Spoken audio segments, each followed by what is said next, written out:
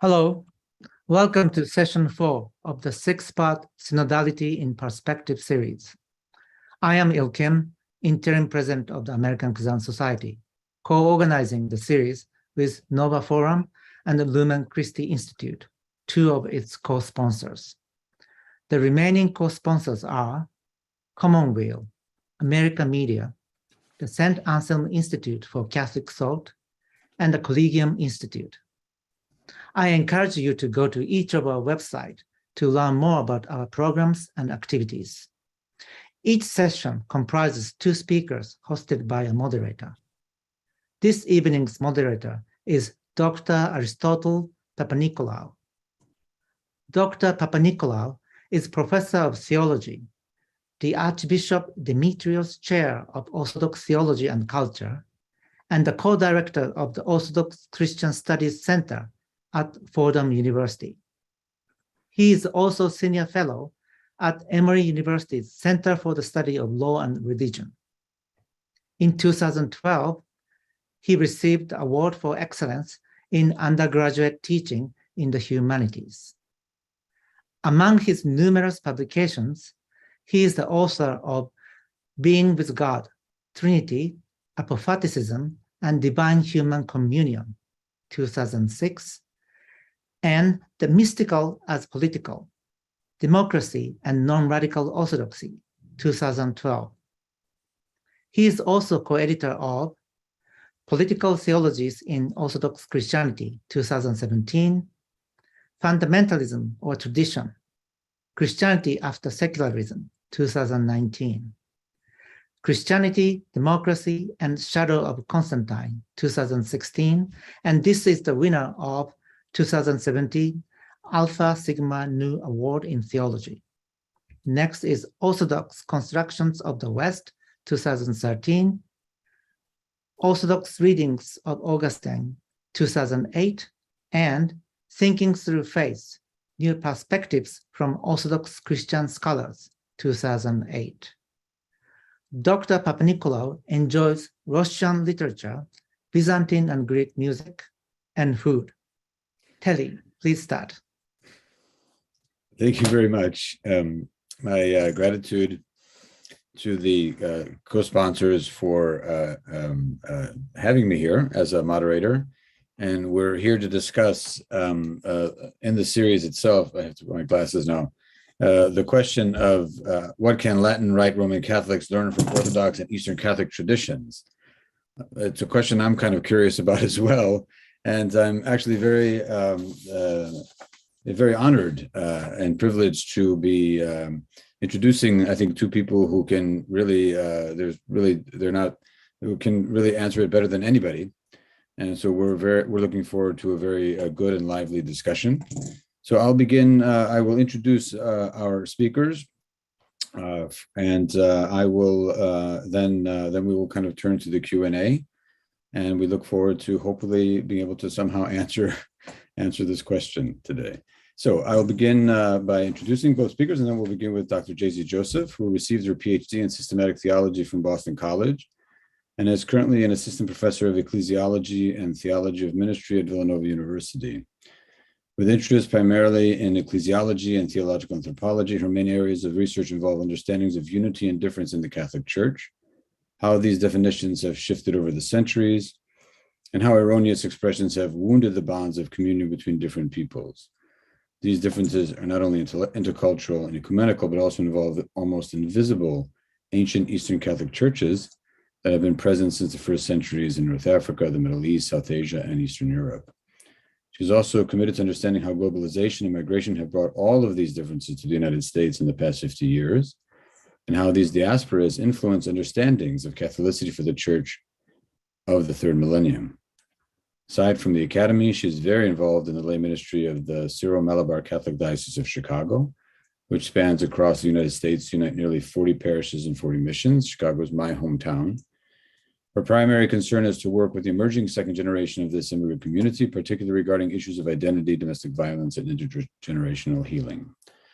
And after Dr. Joseph, we'll have Father Archimandrite Cyril Hovorun is a professor in ecclesiology, good friend, international relations, ecumenism at the University College in Stockholm, a graduate of the Theological Academy in Kiev and National University in Athens. He accomplished his doctoral studies at Durham University under the supervision of the well-known scholar Father Andrew Louth.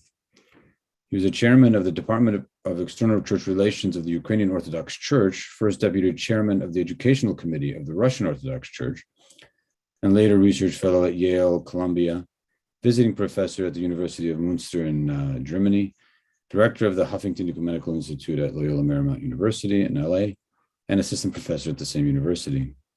He's an international fellow at Chester Ronning Center for the Study of Religion and Public Life at the University of Alberta in Canada, and an invited professor at the Pontifical Gregorian University in Rome. He has published several books in different languages, including Eastern Christianity, its texts, Sacred Architecture in East and West, Political Orthodoxies and Orthodoxies of the Church Coerced, Ukrainian Public Theology, Scaffolds of the Church Towards Post-Structural Ecclesiology, Wonders of the Pan-Orthodox Council, Meta-Ecclesiology, Chronicles of Church Awareness, From Antioch to Christian and Evolution of Nestorianism, Will, Action, and Freedom, Christological Controversies in the 7th Century. So we have two very learned, very accomplished scholars and theologians being able to speak to our topic today. And Jaisy, we will begin with you, and the floor is yours. Great, thank you, Telly. And before I begin, I just want to thank Lumen Christi and all the co-sponsors who worked behind the scenes to make this event possible. And I also want to thank you all who are joining us this evening for making time, and I look forward to the Q&A. So synodality from a Syro-Malabar Catholic perspective. On October 10, 2021, Pope Francis officially opened the 2-year Synod on Synodality with a Mass at St. Peter's Basilica. This invitation to the global church to partake in the synodal process seeks to revive one of the oldest traditions of church governance, a standard in the life of the early church. Pope Francis's insistence that synodality is, quote, a constitutive element of the church, draws from both the Second Vatican Council's recovery of the church as the people of God and its teachings on a collegial mode of church governance. For Syro-Malabar Catholics, this collegial mode is reflected in the ancient yogam structures that at one point involved clergy and laity at all levels, an anomaly within the wider Christian tradition. The first part of my paper will explore the historical conditions that allowed for a strong presence of laity in the ecclesial decision-making structures of this apostolic church. The second part of my paper will consider how this involvement was both reduced through the Latinization efforts of the Portuguese and have been gradually recovered after Vatican II, though not to its former status. Finally, I will briefly consider some issues that remain in light of the complicated history of the Syro-Malabar Church. So part 1, the Syro-Malabar Church is inherently synodal. We must first briefly contextualize the Syro-Malabar Catholics within the wider scope of Christian history. First, this church is in continuity with the ancient apostolic church of St. Thomas, which took root in India during the 1st century. The relative isolation of the Thomas Christians from the traditional epicenters of Christianity enabled a certain level of autonomy regarding the development of a distinct way of life, known as the Marthoma Margam, or the way/law of Thomas, which preserved their faith in a predominantly Hindu context. As Xavier Cortopera argues, this ancient church's, quote, existence outside the Greco-Roman world has helped her to safeguard the uniqueness of the early Christian traditions, free from the political and religious reality of the Roman Empire, end quote. Because the Thomas Christians were not influenced by the same politics of empire that contributed to the adoption of hierarchical models and a widening distinction between the clergy and laity, the Thomas Christians were able to maintain a more collegial, synodal form of church governance. While structures of episcopacy quickly developed in the West, the Thomas Christians only came under the Persian episcopate in the 4th century through the arrival of Syrian Christians fleeing persecution. While the Persian bishops maintained hierarchical monopoly by forbidding the ordination of indigenous bishops, they only concerned themselves with spiritual matters and did not learn the local language or customs of the Malabar coast. The Thomas Christians, therefore, were free to maintain and develop autonomous structures of governance such as the indigenous Jatika Karthavan, who was recognized as the archdeacon within the Persian ecclesial structures, and the Yogam, or General Assembly, which dealt with day-to-day realities of living as a Christian minority within a Hindu kingdom. Just as the Greek-speaking East and the Latin-speaking West, respectively, used secular terms like synodos and concilium to describe their assemblies, so too the Thomas Christians drew the idea of yogam from the local structures of government in Malabar society. Varghese Palathinkal describes how, quote, the elders of the tribes met together in villages to discuss, consult, and decide on matters of common interest. It was an authoritative body. Leaders of all families or the elders participated in the meeting. This was known as yogam, which was presided by the head of the tribe. All members except the king were equal. The decisions taken in the yogam were binding to all, end quote. Among Thomas Christians, Paul Paleth argues, episcopal synods were not possible due to the lack of indigenous bishops. Nevertheless, as Benny Tharkonul maintains, the organic development of yogams, which governed at three levels, the local, regional, and general, were, quote, analogous to that of the ancient synods and ecclesial assemblies, which confronted serious problems that one bishop could not resolve by himself. From the perspective of foreign missionaries, these ancient yogams were praiseworthy, particularly because of the lack of a clergy-laity polarization in the joint administration of all temporal needs. So at the first level, the local level, and under the leadership of a senior priest, the palyogams, or parish assemblies, included the lay, who were mostly male and upper caste, heads of each Christian family, the religious, and the clergy of a parish. Here, Palathinkal argues, we see the direct participation of the people of God in the mission and governance of the church. Discussing all matters pertaining to the life of the parish, both parishioners and priests were bound by the legislative, administrative, and judicial decisions made by the assembly. Such decisions, for example, include selecting and approving candidates for the priesthood. Without the approval of the palyogam, again the local level, a priest could not be ordained. This certificate of synod was called deshakuri, and those without one were not accepted or received by their church.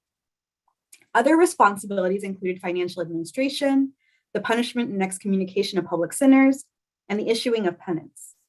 The laity collaborated with the parish priest in his pastoral ministry by being co-responsible for the spiritual, educational, financial, and cultural decisions of the parish. Second, the Desha Yogam, or regional assembly, consisted of priests and laity from at least 4 parishes of a region. It was the ancient custom of Thomas Christians that no grave crime could be punished until it was proven before the representatives of 4 parishes. The decisions of the Desha Yoga not only protected against unjust punishments of innocent people, but also ensured ecclesial communion between churches. Finally, at the highest level, the Mahayogam, or General Assembly, convoked and presided over by the archdeacon, addressed issues that concerned the whole church. Not only were all priests present, but also up to 4 lay representatives from each local parish, thus making up the majority. One primary responsibility of the Mahayogam included selecting members to travel to monasteries in Babylon to select a bishop. Eminent Sir Malabar theologian Placid Bodhipara defines the full dignity and autonomy of the Thomas Christians through this particular ecclesial structure of the Mahayogam, which involved all aspects of the church, lay, clergy, and religious, in decision-making processes. He states that, quote, the general church assemblies were practically supreme, and de facto no higher ecclesiastical authority questioned their decisions. The Thomas Christians therefore formed, as it were, a Christian republic with a head from among themselves. Their bishops, who were foreigners, were eclipsed by or were under the shadow of the archdeacons. Such was the canonical setup that developed among St. Thomas Christians of the past, end quote. So except for the right to elect and consecrate bishops, the archdeacon and the yogams possessed the practical autonomy of a patriarchal church. The East Syrian bishops hardly disturbed or questioned the decisions that emerged from these indigenous ecclesial structures of decision-making. Whether diplomatic or deceptive, the Portuguese missionaries, under the Latin leadership of Archbishop Alexis de Menendez, coaxed the Thomas Christians into attending the Synod of Diamper in 1599 as if it were a Mahayogam. This General Assembly, however, was not a platform to voice concerns and make decisions for the mutual building up of the church. Rather, it was a monarchical strategy employed to diminish the Thomas Christians to a Latin conformity. Part 2, Engaging the West. The Synod of Diamper represents a culmination of Latinizing efforts that first began by covertly ordaining indigenous priests through newly established Latin seminaries and detaining Persian bishops in Goa. Far from a meeting of equal parties, the Portuguese heavily restricted any expression of dissent. In reality, the 660 lay Thomas Christians and 153 native priests in attendance followed a foreign Latin script under the threat of excommunication and the imperial gaze of the Portuguese guards, hidalgos, and noblemen. While the Portuguese seemed to interpret the Thomas Christian stance to safeguard their apostolic heritage as a denial of the See of Peter, the Thomas Christians simply wanted to preserve their way of life as it had organically developed on the Malabar coast. This forced renunciation of their lifestyle, when understood with greater clarity, was interpreted as the greatest affront to the identity of the Thomas Christians. The changes that this oath would soon enact within the Marthama Margam, the way and life of St. Thomas, completely denied their autonomy and freedom to express their distinct Christian worldview. After nearly 3 centuries under Latin jurisdiction, the Holy See finally listened to the pleas of Thomas Christians and separated this ancient church from the Latin Church in 1887 through the creation of 2 vicariates. Taking on the name Syro-Malabar to recognize their Syrian Christian heritage and their residence on the Malabar coast of India, they were also allowed indigenous bishops for the first time and 1 more vicariate in 1896. Both decisions presented major steps in restoring the lost autonomy of Thomas Christians. The wounds of Latinization were further recognized when the Second Vatican Council promulgated Orientalium Ecclesiarum in 1964, recognizing that Catholicism does not equal Latinism, and that the Eastern Catholic churches present legitimate diversity within the Christian tradition. Such recognition was seen as a great achievement by the Eastern Fathers at the Council and a validation that the law of Thomas is not in competition with the law of Peter. Since the Council, the Syro-Malabar Church has worked hard to remove Latinizations and restore the system of yogams as the basic unit of ecclesial communion. The process, of course, has not been easy. After being raised to a major archiepiscopal status in 1992, the Syro-Malabar Catholic Church promulgated the particular law of Palyogam, including its procedural rules, which is now fully practiced throughout the diaspora, though in limited form. In the procedures followed by the Syro-Malabar Catholic Diocese of Chicago, some notable elements reflect an emerging consciousness. First, though the predominant way of accounting for membership is through the number of families, single women and men over the age of 21 may be considered the equivalent of a family unit. Moreover, anyone, male or female, may be considered the head of a family and therefore have a voice in the Palyogam. The inclusion of women is an important marker of progress. Also, the Kaikaran is a lay individual who is either selected by the pastoral council or elected by the Palyogam to assist the priest in all temporal affairs. There are 2 per parish, and in addition to being in good standing with the church, they cannot come from the same household. Therefore, husband and wife from the same family or brother and sister can't be Kaikarans at the same time. These individuals are given the keys at the threshold of the church, where they take an oath to care for the church honestly and with integrity, along with the pastor during their term. These customs are meant to ensure the co-responsibility of the clergy and the laity for the well-being and building up of the church. Part 3, issues remain. Yet, of course, synodality is not a panacea for all of the church's ills. As recently as August 8, 2022, nearly 50,000 Syro-Malabar Catholics took to the streets in protest over the recent removal of their Archbishop, Mar Anthony Carayet, who defined a synodal decision for uniformity in the Syro-Malabar liturgy. This recent episode of liturgical tensions is part of a larger post-conciliar tension that is connected to the loss of autonomous status following colonization. Because there was no unified head until 1992, the Syro-Malabar Church functioned as a few eparchies, practicing the East Syriac Rite without autonomous status or a bishop synod. Following the example of the Latin churches after Vatican II, some eparchies, such as the one under Cyril, began celebrating the liturgy with the priest facing the people.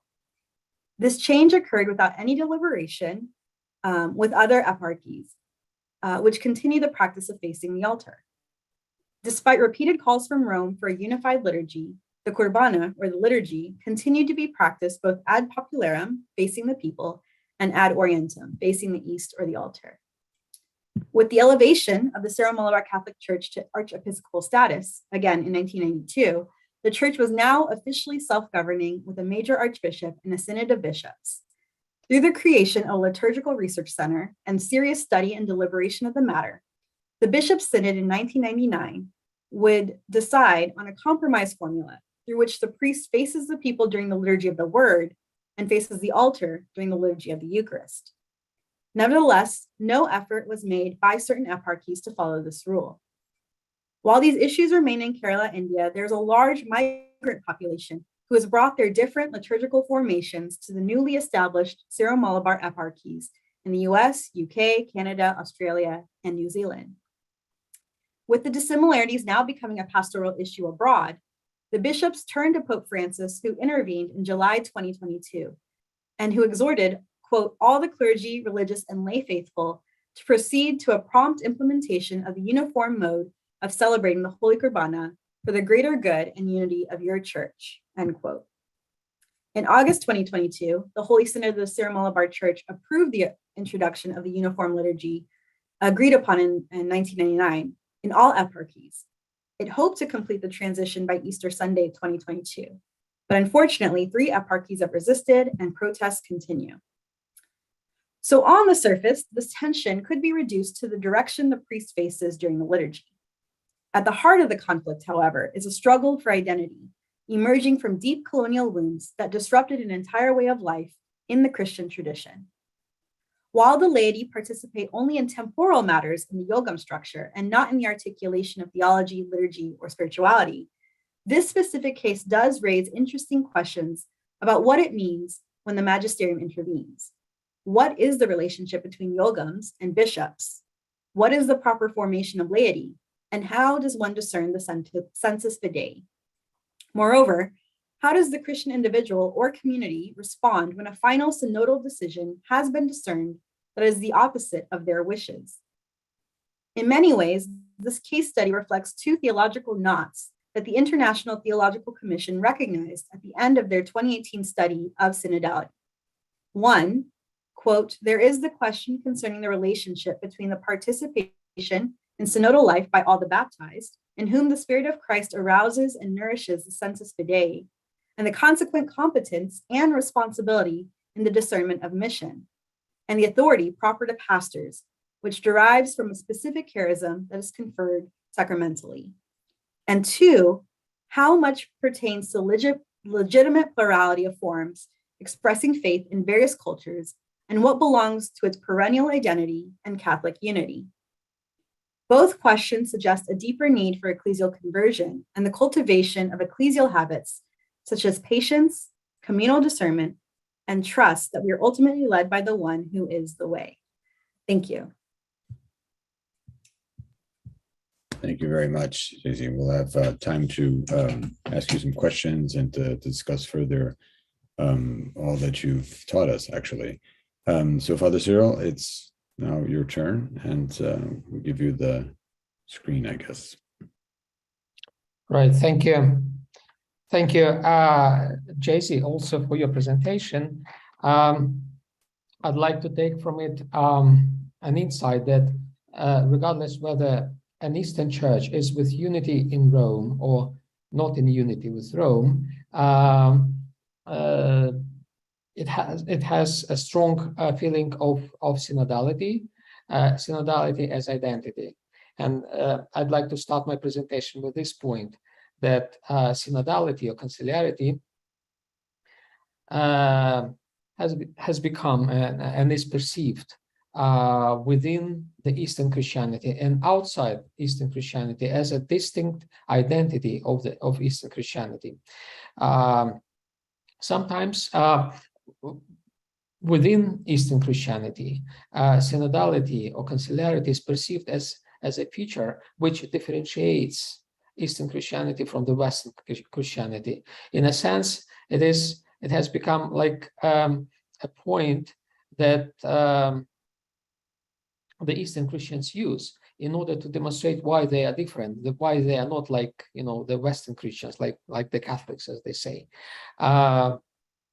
Essentially, their point can be summarized in the way that, well, they say we are the synodal church, the church that cherishes synodality, that is built on synodality and conciliarity. So, identity or synodality has become an identity in the East, in the Christian East. I would argue that this is a relatively new identity in the Christian East, and certainly it has somehow, as an identity, has departed from the reality of the Eastern Christianity, because, as a matter of fact, in the Christian East, we haven't had, conciliar events which would be accepted and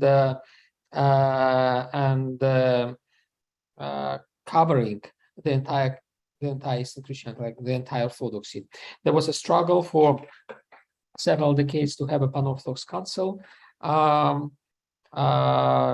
This struggle started in the wake of Vatican II, the council that actually did happen in the Catholic Church, even though we in the East we prefer to say that the Catholic Church or the Church of the West, they kind of diminish the role of the councils, but the Catholic Church did have a council, and this council, Vatican II, instigated somehow a similar processes of preparing our own pan-Orthodox council in the Christian East.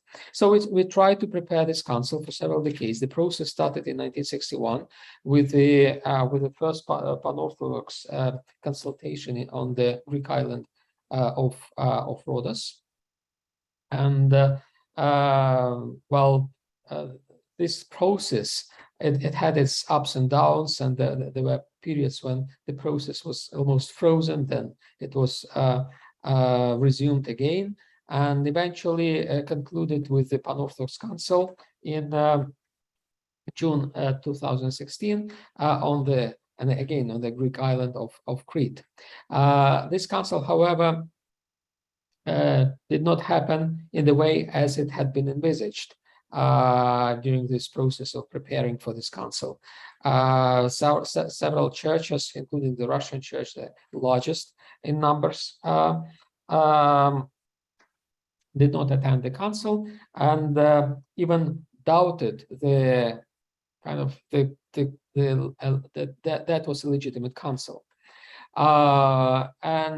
This demonstrated, first of all, the crisis of the process of synodality in the Eastern Christianity, and second, it demonstrated also the crisis of identity in the Christian East. So that we could say that if we are the Church of the Councils, if we are the synodal church, why we were unable, and we still are unable, to convene a council, a proper council. We tried to convene a pan-Orthodox council, and we essentially failed to convene a council that all of us wanted to have. So I think it says this kind of the Council of Crete in 2016 became a major challenge to the Orthodox identity as a church of the synods and as the church of the councils.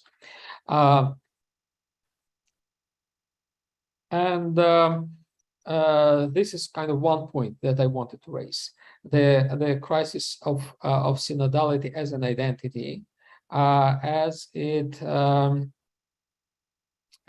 emerged out of following the Pan-Orthodox Council in Crete. The second point I wanted to raise, and it is also related to identity. I mentioned in the beginning that in my judgment, the idea of conciliarity, the idea of synodality as an identity again, not as an institution, not as a kind of as the processes, ecclesial processes that take part in the church, but as an identity, emerged relatively recently. I would argue that like a key figure in articulating conciliarity as an identity was the Russian theologian, lay theologian in the 19th century, Alexei Khomyakov, who coined this word "соборность," which can be rendered as conciliarity or synodality. He promoted this idea of conciliarity, соборность, as distinctively Orthodox, Eastern, and opposite to the Western primacy of the popes, and well, Khomyakov essentially put or expressed the idea of conciliarity like in trichotomic way, not just dichotomic way. On the one hand, there was an Eastern conciliarity, which he promoted as a distant identity of the East, of the Christian East. Then, on the other hand, there was papacy, which he didn't like, and he believed that it is contrary to synodality as such. And the third part of this trichotomic idea that he promoted was the assumed chaos, ecclesial organizational chaos of the churches of the Reformation. So Khomyakov essentially counterposed the idea of synodality as distinctively Orthodox, constructive, and differentiating the Eastern Christianity from two sorts of Western Christianity, well, papacy, as he described it, and the churches of the Reformation. So the idea of soborность, essentially, in the 19th century, was articulated by Khomyakov, and later on was accepted in this interpretation by his followers as a distinctively Orthodox identity.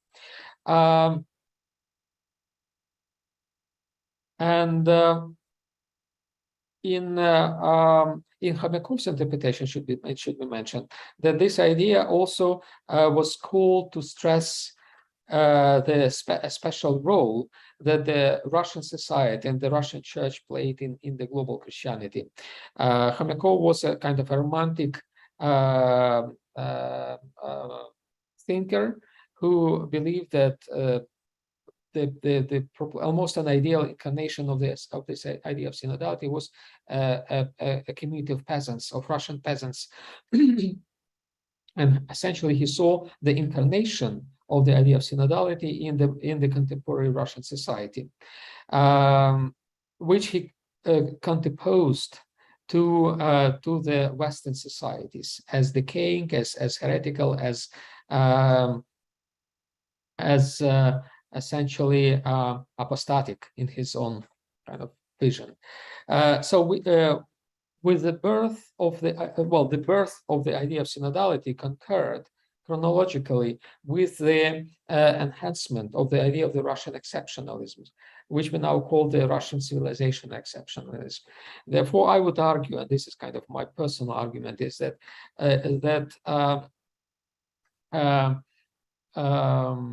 the idea of synodality was abused somehow and contributed to the growth of the modern phenomenon of the Russian civilizational exceptionalism that ended up in the war which Russia has launched. And it's not just a speculation. I believe I find some statements and formulas expressed by different figures in the Russian church and political establishment that corroborate this kind of hypothesis. For example, on the 5th of September this year, Vladimir Putin signed a document, a Russian document, which is called like the concept of cultural policy of the Russian Federation abroad. And this document explicitly mentions the idea of collectiveness, of communitarianism, which is pertinent to the specifically Russian civilization. And this idea resembles, this Homekovian concept of sobormus, of conciliarity, even though the document does not mention, literally this idea, but it certainly implies this idea. So in this case, we are dealing with the attempts to justify a uniquely Russian civilization on the basis of the idea of synodality, of conciliarity. So in this context, in this particular case, the idea of conciliarity or synodality or /synodality, this idea as an identity has contributed to, I believe, to a very destructive phenomenon of what has been branded Russian world. Essentially, the Russian world is perceived by many as an amalgamation of this idea of conciliarity and synodality. And essentially, we are talking about an abuse of the concept of synodality /conciliarity in this particular case. So we are having now two manifestations, or two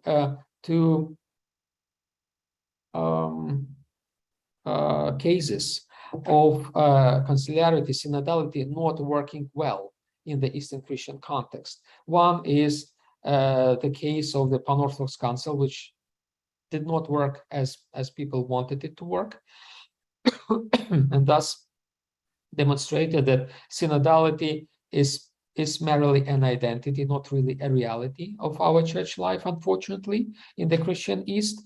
And then the concept of the Russian world that demonstrates that synodality can be abused as an identity and can lead to the sort of exceptionalism that this Russian world promotes and amalgamates.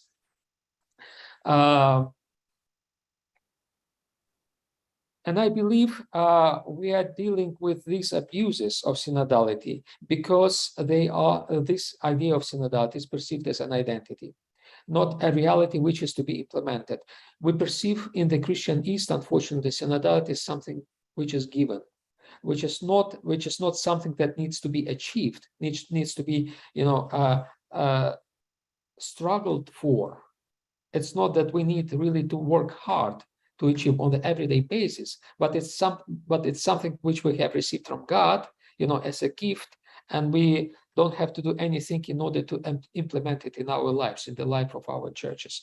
So when we have this idea of synodality as a gift, as given, not something to be gained, then we end up in the situation like with this Pan-Orthodox Council in Crete, and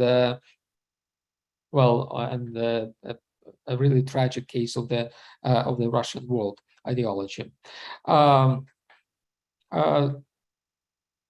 If, say, we really struggled to make synodality a reality of our church and not just an identity, then I believe we would be able to avoid many crises that we are facing nowadays. Let us take the situation in the Russian church. The Russian church, its leader, Patriarch Kirill, and I can attest it because I witnessed how he really cared, how he really wanted in the beginning of his tenure as the Patriarch to enhance the institutes of synodality, of conciliarity within the Russian church. For that purpose, for example, he reestablished an institute which he called межсоборное присутствие. Well, literally it means interconciliar presence. It sounds awkward a bit in English, but it is a reference to a similar institution that existed in the Russian church just before the Bolshevik Revolution in the beginning of the 20th century. That was a process that was envisaged as a helping instrument to prepare the Great Council, which eventually happened in the Russian Church in 1917, 1918, the so-called Great Council of Moscow. So a long process, which took several years, preceded this council, and this process was called the предсоборное присутствие, the presence before ante-council presence, so to say, which included establishing different commissions, different sessions that included scholars, theologians, hierarchs, lay people. Importantly, lay people in the beginning of the 20th century participated actively in preparing this great council of the Russian Church. So Patriarch Kirill wanted to establish something like that under his tenure, during his tenure, and he managed to establish this institute that was supposed to facilitate the work of the councils, different sorts of councils within the Russian Church. But what happened to this institute is the same as what happened to the councils as such. I believe they turned into a sort of simulacra of synodality, without really a synodal process, without really, a responsible and active participation of the members of the councils and of this institute of synodal priest or intersynodal consultations. Their participation nowadays is more passive than active. Their role is more to agree, to accept what they've been told to accept, instead of really participating in the discussions. And I think that it has led to the situation when the Russian Church is now having only one voice, and this voice is the one that supports the war, for example, and other conciliar councils, they keep silent, surprisingly. So with all the variety, seemingly, right, of the conciliar instruments and institutions within the Russian Church, no, not a single conciliar institute works in order to prevent the war, works in order to say something against the war. They either appease, they either accept and support, endorse what the Patriarch is saying, or they just keep silent. And I believe this is the third example of a major failure of the conciliar institutes within Orthodoxy. Well, that's kind of my rather pessimistic take on the institutes, on conciliarity and synodality, and it has to do exactly with. I was not surprised by Telly's reaction to the main question of our conversation, whether the East can teach the West something about synodality. I wonder myself whether we can teach something substantial, something that we really live, not just promote, say about or tell. That's something that we do in our work, in our life as churches. I wonder myself. I would finish my intervention with a more optimistic kind of note. The failure of the Institutes of Synodality in the East means that we didn't work enough. It means that we've accepted synodality as our identity without really feeling that we need to actualize this synodality, that we need really to put some effort to make synodality working in the church. So the crisis that I've indicated should push us actually to do something about synodality, not just to treasure it, as a gem, precious gem. No, but to put it to work, to make effort to implement synodality in the work in the life of our church. So that's like a task. Synodality for us, I believe, it's not an identity. It should not be an identity. It should be primarily the task, the main task for the churches. Thank you. Thank you both very, very much. So let me start off with a few questions. I guess we're supposed to be talking about what the Latin Rite Catholic Church can learn from both. And so if I guess, Jaisy, to you, I'll say, like, from what you lifted up, I mean, what would you like to see implemented in the broader? I mean, you're speaking to a situation in which a community has had to conform in a way that's obviously you're kind of indicating is unjust and unfair, and doesn't take into account particularities of the local churches, right? Of the local space, the local geography. Synod has something to do with space, with geography, with land, with, something material in that sense, right? And but let's flip it. I mean, to some extent you could say, well, perhaps uniformity is just a bad word, right? But what would you like to see uniform throughout the Catholic Church that you see in the Syro-Malabar Church? I mean, no, seriously. I mean, what would you like? Let's flip it. What would you like to see be uniform in that sense as they go through this process of synodality? Yeah, I think one of the main points that I wanted to communicate in my talk was that this distinction between clergy and lay is not an absolute. It's not as in. So if we were to look sort of in the Western Church, maybe I think in the 3rd or 4th centuries, there's more of a reification of this distinction. Whereas before it might have been this universal call to discipleship, that was sort of the governing factor. Now it was sort of, there were 2 kinds of Christians, and it sort of became more and more distinguished. And so I think in the structures of Yogam, Yogam, I wanted to highlight that at least until the arrival of the Portuguese in the 15th century, there were structures that really did listen to and incorporate lay people in decision-making processes.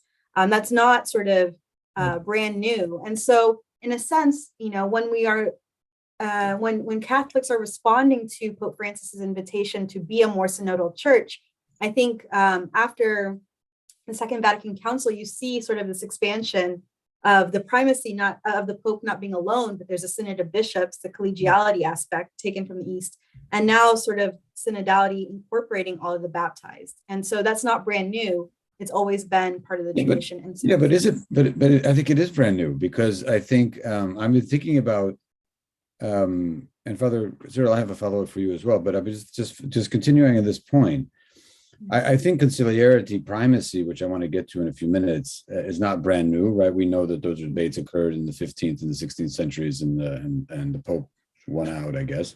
But I just occurred to me that even though ecumenical councils were ultimately called by the emperor, but there were local synodal councils that he didn't necessarily call. So the synodal system didn't necessarily develop as a result of the imperial structures. In other words, they weren't necessarily called because of imperial structures. However, I cannot think, this webinar has made me think, I cannot think of a single point in history in any Christian church where the laity had been part of a synodal structure. I mean, it is new in post-Vatican II. It is new in Orthodox churches in the diaspora that have parish councils and things like that. It is absolutely new in those contexts. And so to some extent, the unique history that you're pointed to is really, really unique, like really radical in some sense, because laity have been really part of a synodal process in a way that has not been the case anywhere in the history of the churches. Yes, but I think a part of it is also, it was a small minority community. It never had power in the wider society, and so there might have been, though maybe that was part of the reason that the laity took such responsibility with the smaller numbers of clergy. So I wonder if those socio-political dynamics also impact the kind of responsibility that lay people felt. Well, it's a question worth asking in terms of illuminating the synodal structures that have existed in the Orthodox and the Catholic churches, the Latin Rite Catholic churches. But it's worth further investigating how those structures have developed in ways that don't mirror the kind of history that you're pointing to. Yeah. Right. And Father Cyril, I am going to have to push you a little bit. You're going to have to tell us, is there anywhere in the Orthodox Church in the world where the synodal system works? In other words, can you point to anywhere where it kind of works in some way, in some way? Saying, like, does it work it's not, we know, you and I know for sure it doesn't work ideally and doesn't match anywhere near the theology of conciliarity that we talk about, and so on and so forth, which I think is what people mean when, what can the Latin Rite Church learn, right? It's really more the theology rather than what's on the ground. But with that said, is there anywhere in the Orthodox world where you think it kind of works in a pretty good way? Well, yes. The answer to this question is very simple. I believe that synodality, well, speaking historically, speaking empirically, or judging empirically, synodality works much better in the societies, in the environments which are democratic or republican. I would agree with that. Like, for example, you mentioned the participation of laity. Actually, in the Christian East, it started the so-called clerical synelevsis, the clergy laity congresses, took part in the Balkans, first in Greece, and then later on in Bulgaria and Serbia, following the wave of emancipation, of separating from the Ottoman Empire and developing, republican institutes in the Greek and other Balkan societies. And then they got transferred to the diaspora communities afterwards. Exactly. If you take Russia, for example, the Great Council of Moscow, which I mentioned, 1917, 1918, which was really a huge step forward in terms of emancipation. I think it was really a predecessor of Vatican II, and it embarked on the program of aggiornamento, 50 years before Vatican II, and it happened during this very short period of time when Russia was a republic. Russia was established as a republic following the revolution of February 1917, when the imperial regime, the Tsarist regime, fell. And then it lasted only half a year until essentially October 1917, when the republic was actually destroyed by the Bolshevik dictatorship. Right, during this very short period of time, several months, the council commenced its work and actually amalgamated the spirit of republic. Then in our times, I believe the most conciliar churches are the ones that exist in the most democratic societies among the traditional Orthodox countries like Greece and Cyprus. Greece and Cyprus are the most democratic countries with the Orthodox kind of background in the European Union. And they have the most democratic and conciliar institutions for their churches. Like in Cyprus, they elect their bishops. In Greece, the synod is the most important institute of governance in the church. It's not archbishop. Archbishop just and it works pretty well. It doesn't it doesn't allow anyone, even though there's an archbishop, it doesn't allow any one of them. And the third example is the Church of Finland, which is also probably one of the probably the most democratic church in the Orthodox world, and that exists in one of the most democratic societies in Europe, in Finland. So that there is a clear correlation between the democratic setting of a society and the church, how it functions within this society. But we can't really talk about, and we'll go to some of the questions too, but we can't really talk about synodality without talking about primacy. And so we have to, I think the Latin Rite churches are asking this question of us here, because there's a certain theology of primacy that they're discussing, debating, and has seemed to supersede, let's say, ways of thinking about conciliarity. So, I don't think I'm wrong on this. I've done a lot of ecclesiology work, but I don't think I'm wrong on this. Theologically or theoretically, the Pope can intervene in whatever diocese he wants at any time, at any point. I know he doesn't do that, but I'm just saying that is the kind of primacy he has, right? So I guess, do you have a thought about conciliarity and primacy? Do you think they mutually imply each other? Do they mutually check each other? Jaisy? Well, I was going to say, I think it is, when it works well, when it's not sort of abused, it's intended to be checks and balances in terms of, so for example, in this tension of a lack of uniformity with liturgy, the bishops went to the Pope to finally have the final answer, to sort of submit. And it was assumed that, I think that's part of the tension, right? The Pope ended up writing a letter, and yet there's still no obedience. And so what do you do, right? In the bishops appeal to the Pope wrote something, and then there's 50,000 Cyril Malabar Catholics who still resist. And so what does it mean to discern the proper course of action when all of the structures in place are not working? Right. But yeah. Right. Father Cyril, any thoughts on this? Yes, well, yes, it's a huge debate, of course, and I just want to advertise the study that we produced recently, Serving Communion. It's a study by the St. Irenaeus group, where we investigated for 10 years this correlation between synodality and primacy, and ended up with a common document written by Orthodox and Catholic theologians. I think it is probably the most advanced study on primacy in relation to synodality. Well, I might check you on that, because I mean, the North American Catholic and Orthodox dialogue. Also, yes. I want to put a plug in for them, because they have produced two very definitive documents on filioque and primacy. So Yeah, I think it's good that there's some good American-European competition. But okay. Well, right? I don't mind that. I don't mind that. But let's say both documents are excellent, then probably should be. Let's just say they probably should be referred to more often than they are. So, which speaks in many ways to the local, right? But I'm sorry, I cut you off. Go ahead. What were you going to say? That's, I mean, there is an effort, a huge effort to study how primacy and synodality are related to each other. Well, my own take on it's a bit kind of outside the mainstream somehow, because primacy and synodality are believed to be on the equal footing, in kind of on the equal scale, balancing each other in the same way. I would argue a bit differently.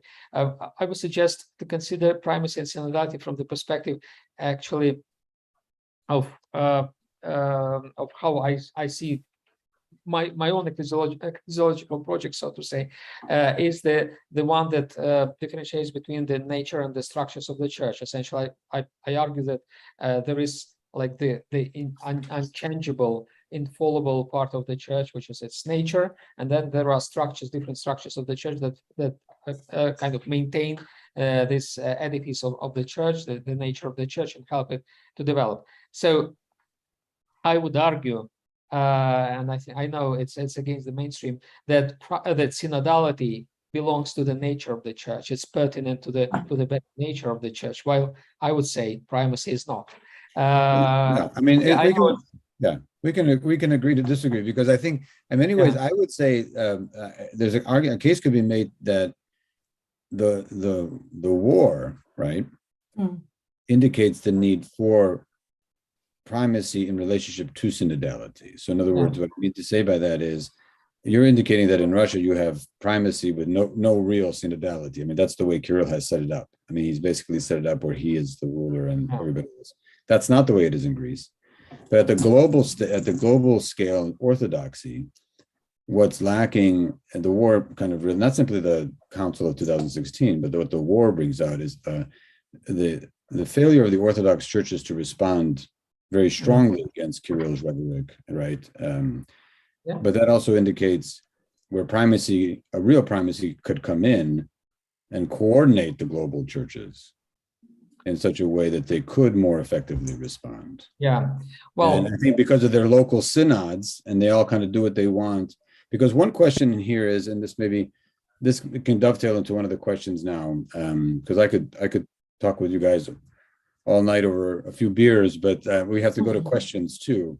But one of the questions is a very good question in the sense of, and it's directed to you, Father Cyril, but Jaisy, you can chime in. But the challenges of the Russian church in relationship to the state influence, right? Yeah. And so how does that affect synodality?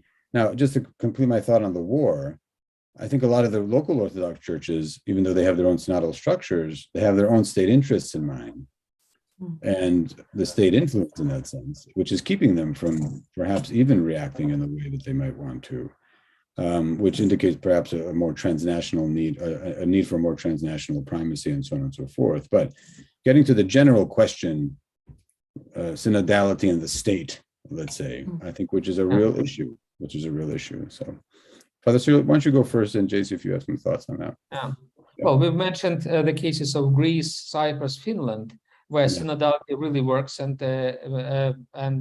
we see the correlation of the synodality with the democratic regime, political condition in those countries. In Russia, it's the opposite.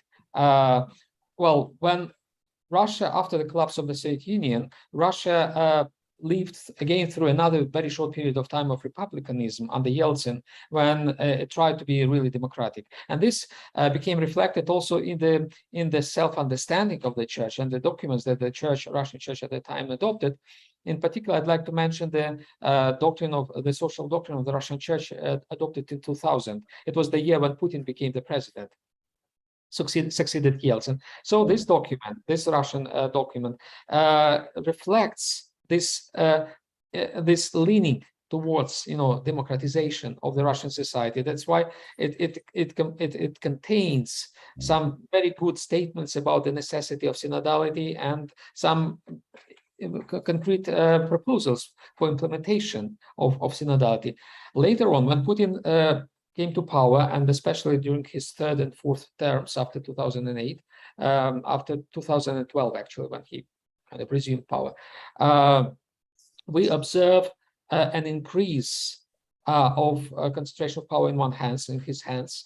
So we are dealing with a new monarchy, not hereditary monarchy, as in the case of the Russian Empire, but kind of a new monarchy that underpins this Putin's regime. And we are seeing the same kind of tendency towards monarchy, towards consolidation of power in one pairs of hands in the church, within the church. So the church keeps talking about synodality, but the reality is that the instruments, the real situation in the church is that it is monarchical. Is in the same way as Putin. Putin keeps talking about democracy. He believes that his Russia is democratic, and he believes that his country is the most democratic, among other countries.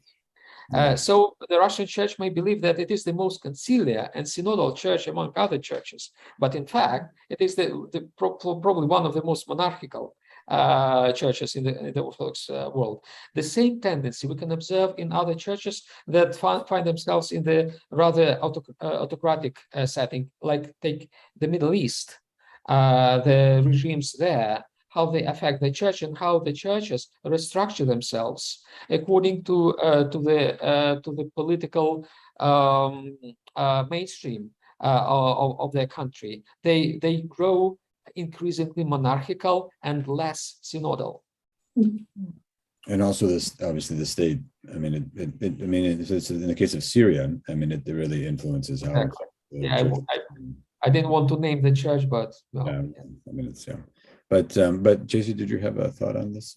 Yeah. Well, no, specifically on the Russian church, I was excited to be on a panel with Cyril because I wanted to really understand his perspective on it. But I mean, if the underlying question is more general in terms of the relationship between, or how does the state influence synodality, I don't know if I could go in that direction a little bit, the relationship between state and, but there has been sort of some conversation on the US National Synthesis that was just promulgated and sent to Rome a few weeks ago, in terms of how,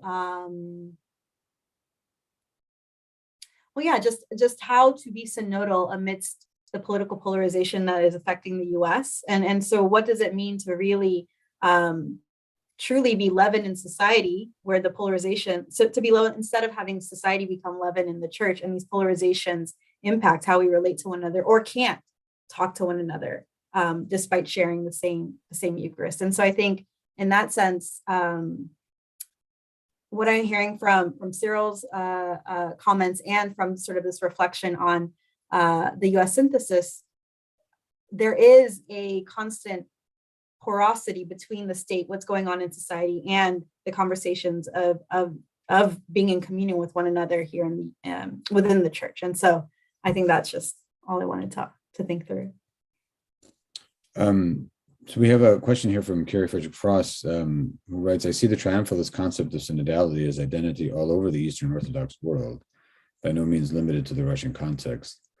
Specifically in reference to women, all laity, There are no examples of true synodal expressions of the Orthodox Church to date, in the sense of us all moving together on a common pilgrimage, to paraphrase the late and great Metropolitan Kallisus Ware. And in parentheses, even though we can cite examples of very limited participation of women in various 20th and 21st century councils, women's participation is token. Do the two panelists have thoughts on women and synodality in terms of councils in the future? And and sometimes I want to ask, did the Yorgums, you might have mentioned this and I just zoned out, but did the Yorgums, did they include women? Yeah, so not historically, not, I would say, yeah, so historically it was the heads of families. So it was male heads of families. But that, and actually in 1998, that was changed. And I think it was more with a democratic consciousness in India.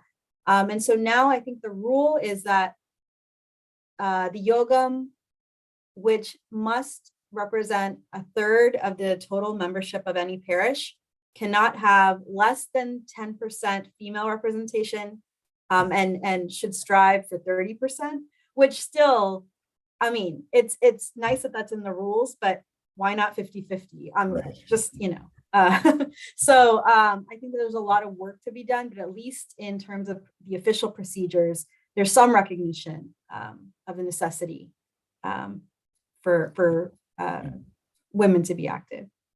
And that perhaps is something that's needed within the wider Roman Catholic Church and the Orthodox churches as well.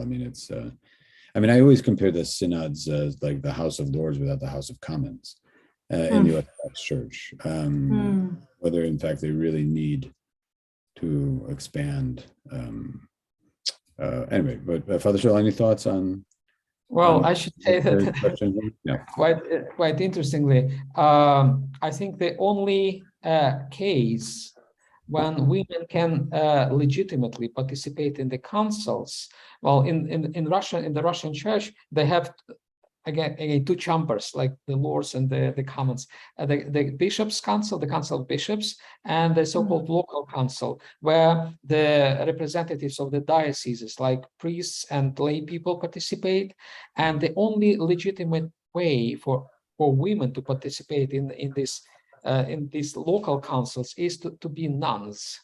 So it's interesting that only the monastic institution was historically and continues to be the only, almost the main instrument of enabling women to participate in decision making within the church in the concilia processes, which is it's a reality. We can take it in and judge this reality in different ways, but this is the reality. And of course, it's not enough, no doubt. It's a token. It's another manifestation of the monasticization of the church, right? Because the church has been monasticized since the late antiquity whatsoever, and it is another manifestation of this monasticization of the church, that the women are eligible to participate in the decision making in the church only if they are nuns.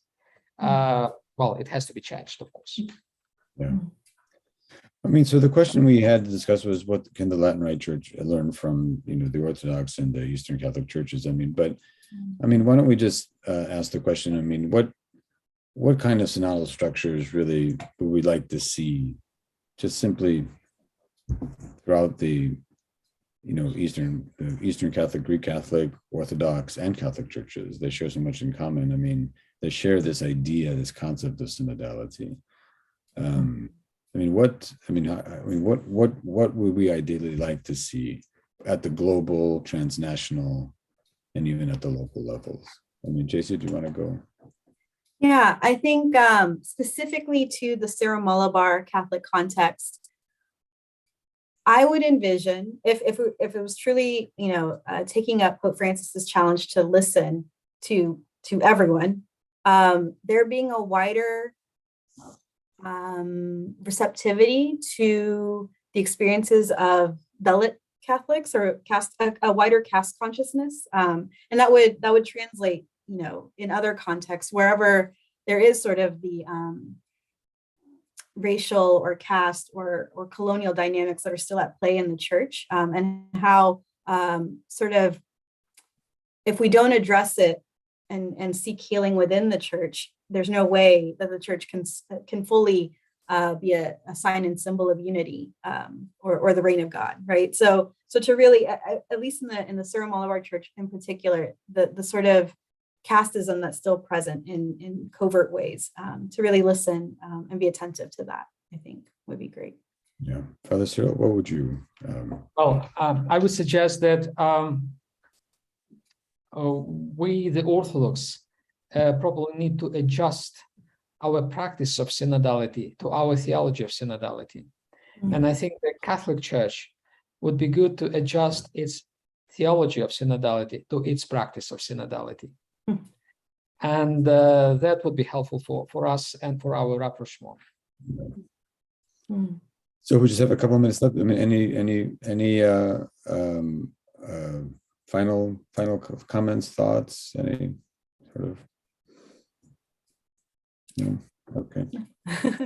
All right. Well, we've come to the end of our time here, and I want to thank both of you for educating us, for challenging us, and for helping us to think through some of these issues related to synodality. We hope that we, in some ways, offer some suggestions about what the Latin Rite Catholics can learn from the Orthodox and the Eastern Catholic and Eastern Catholic churches.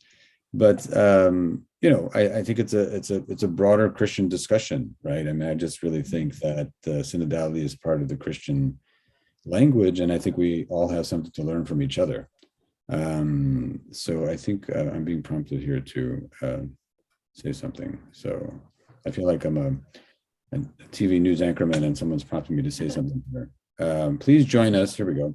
For the next installment of the series, Pope Francis' Vision of Synodal Church, Salam and Ignatian Tradition, with Maria Bingamer from Pontifical Catholic University of Rio de Janeiro and Austin Ivory of Campion Hall, moderated by Peter Casarella of Duke Divinity School. And there's a registration in the chat, right? And if you have not already done so, please take 2 minutes to provide feedback on the event by filling out the survey, and you might even be able to get a $25 gift card. May I also offer a plug here for our Orthodox Christian Study Center and Public Orthodoxy.